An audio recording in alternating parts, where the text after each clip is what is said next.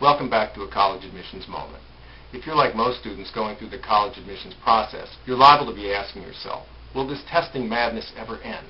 The answer is yes, but not for a while. Today, I'm here to talk about SAT subject tests, formerly known as SAT-2s. Some of the older folks out there may remember them as achievement tests. Subject tests are offered in a variety of different areas, including lit, math, U.S. history, world history, and different sciences and foreign languages.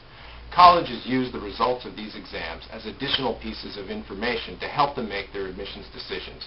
Some will even use the results to place you in the appropriate level of classes once you begin your college life. Each test is an hour-long multiple-choice exam that is scored on that all-too-familiar 200 to 800 scale.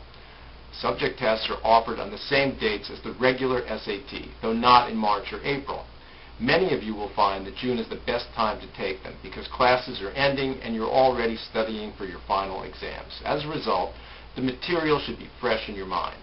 The June test date in 2010 is the 5th. The registration deadline for that test date is May 5th, though the College Board will let you register as late as May 19th for an additional fee, of course. You can take 1, 2, or 3 tests on any one test date, but here's the kicker. You're not allowed to take the SAT and subject tests on the same day. In the old days, we took the SAT in the morning and the subject tests in the afternoon. It was brutal, but we did it and we liked it. But these days, the College Board doesn't think you're tough enough to handle 6.5 hours of testing in a day. Now here's some good news. Many of you won't have to take subject tests, since most colleges don't require them. On the other hand, here's some bad news. Many of you should take them because it will help keep your college options open. You may not be considering a school that requires subject tests right now, but what happens if you change your mind along the way? What happens if you identify that perfect college and it requires a couple of subject tests for admission? Of the colleges that require these exams, most only ask for 2, though there are a few schools that do require 3, including Harvard and Georgetown. Be sure to check with your colleges to see what their requirements are. Like the SAT and ACT, you are allowed to retake the subject tests if you'd like, and most colleges will allow you to send your higher scores to them.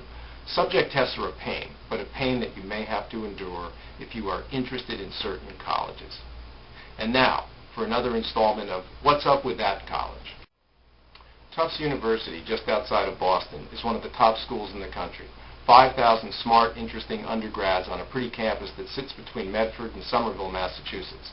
Tufts has everything from a strong engineering program to top-notch international studies majors.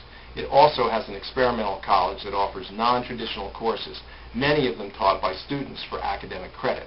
Can you say the history of rock and roll? To get in, you'll need mostly A's, a combined SAT of at least 2,100 or an ACT of 32, lots of advanced courses, and thoughtful, interesting essays on your application. And the Tufts mascot is an elephant. Go Jumbos!